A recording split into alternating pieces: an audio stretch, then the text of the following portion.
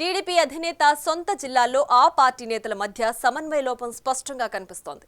1994 తర్వాత ఉమ్మడి చిత్తూరు జిల్లాలో టీడీపీ తిరిగి అంతటి విజయం సాధించింది. కూటమి పార్టీల క్యాడర్ కష్టం చంద్రబాబు నాయుడుపై అన్ని సామాజిక వర్గాల వారి విశ్వాసంతో తిరుగులేని విజయం సాధించింది. అయితే జరుగుతున్న పరిణామాలతో ఆ విజయాన్ని పరిపూర్ణం చేసుకోవడంలో విఫలం అవుతుందా అన్న సందేహాలు వ్యక్తమవుతున్నాయి. అధికారంలోకి వచ్చి 3 నెలలు గడిచిందో లేదో పార్టీలోని విభేదాలు బహిర్గతమవుతున్నాయి. సత్యవేడు ఎమ్మెల్యే నిర్వాకం పార్టీ ప్రతిష్టకు మచ్చ తెచ్చింది. అసలు ఎందుకిలా జరుగుతోంది?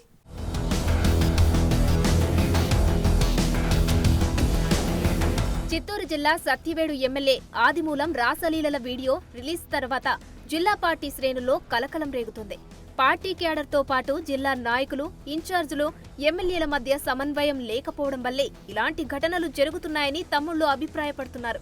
మండల టీడీపీ మహిళా అధ్యక్షురాలు ఏకంగా ఎమ్మెల్యే తనపై దౌర్జన్యం చేశాడంటూ విజువల్స్ ను బయటపెట్టారు. దాంతో పాటు తనను ఏ విధంగా భయపెట్టారు అనే అంశంపై హైదరాబాద్ మీడియా సమావేశంలో పెట్టడం సంచలనంగా మారింది. అంతకు ముందే ఆమె తనకు జరిగిన అన్యాయంపై చంద్రబాబు, నారా లోకేష్ కు ఉత్తరం రాశానని, అయితే పట్టించుకోలేదని అంటున్నారు. రోజులు తెలుగుదేశం పార్టీకి మంచి పేరు రాదని చెప్పి బాబు గారికి తెలియజేస్తున్నాను. అయ్యా బాబు గారు, నేనేదో తెలుగుదేశం పార్టీని కించపరచాలని చెప్పో నేను ఇక్కడికి రాలేదు. అతని వల్ల నాకు ప్రాణహాని ఉంది, నన్ను నేను కాపాడుకోవాలని చెప్పి నేను, అంతేకాక మీరు కానీ సస్పెండ్ చేయలేదు.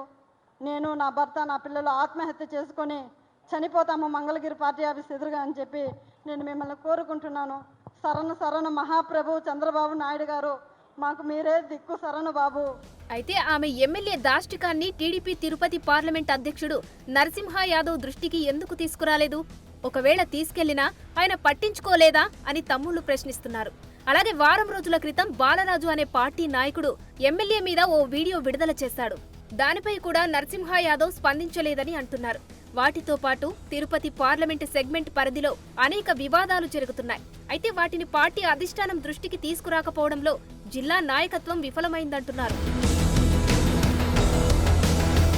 సత్యవేడు నియోజకవర్గంలో ఎన్నికల ముందు అప్పట్లో టీడీపీ ఇన్ఛార్జిగా ఉన్న మాజీ ఎమ్మెల్యే హేమలత కుమార్తె హెలెన్ను కాదని సిట్టింగ్ వైసీపీ ఎమ్మెల్యే ఆదిమూలంకు టికెట్ కేటాయించారు. కొందరు నాయకులు హెలెన్పై వ్యతిరేకతతో ఆదిమూలంకు మద్దతు పలికారు. అయితే ఆదిమూలంను వ్యతిరేకించిన చాలా మంది నాయకులు స్వతంత్ర అభ్యర్థిగా పోటీ చేసిన యాతాటి రమేష్ కు సపోర్టుగా పనిచేశారు. దాంతో యాతాటి ఒక దశలో తన గెలుపు ఖాయమైనట్లు విర్రవీగాడు. మాజీ ఎమ్మెల్యే హేమలత క్యాంప్ ఆఫీస్ నే యాతాటి తన కార్యాలయంగా మార్చుకోవడం విశేషం. మొత్తం మీద టీడీపీలోనే అసమ్మతి గ్రూపులు అన్ని వ్యతిరేకంగా పనిచేసినప్పటికీ కూటమి ప్రభంజనంలో ఆదిమూలం విజయం సాధించారు. అయితే తర్వాత గొడవలు ప్రారంభమయ్యాయి. ఉద్యోగుల బదిలీలు, ఇసుక ర్యాంపుల వద్ద వాహనాలు, ఇలా ప్రతి చోట ఎమ్మెల్యే వర్సెస్ టీడీపీ గ్రూపుల మధ్య విభేదాలు బయటపడ్డాయి.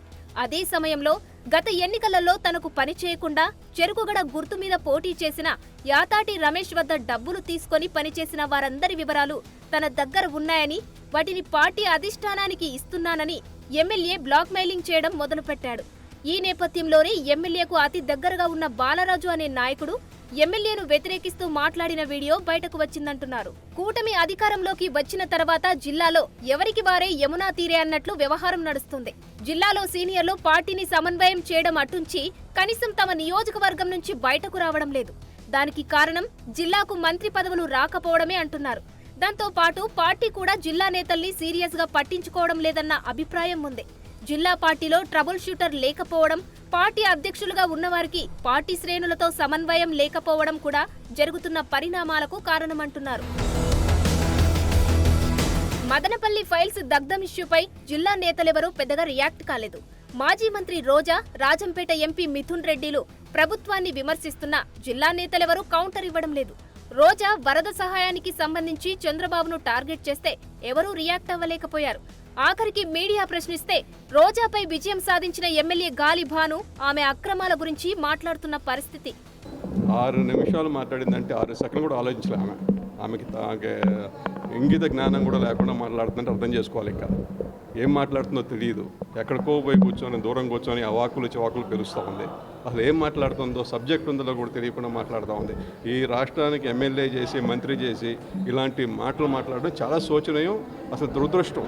దీనికన్నా దరిద్రం ఇంకోటిలే. ఇలాంటి ఆమె ఇలాంటి రాష్ట్రంలో మంత్రిగా చేసిందని చెప్పడానికి మన రాష్ట్రం ఇలా అయ్యిందని కారణం వేరే ఉదాహరణ అవసరమే లేదు. మొత్తం మీద జిల్లాలో టీడీపీ పరిస్థితి చుక్కాని లేని నావలా తయారైనట్లు కనిపిస్తుంది. దక్కిన విజయాన్ని నిలుపుకోవాలంటే అందర్నీ సమన్వయం చేసుకోగలిగే నాయకులు కావాలని, కనీసం ద్వితీయ శ్రేణి నాయకుల గోడు వినేవారు ఉండాలని తెలుగు తమ్ముళ్లు కోరుతున్నారు. మరి జిల్లాలో ఈ పరిస్థితిని పార్టీ పెద్దలు ఎలా చక్కదిద్దుతారో చూడాలి.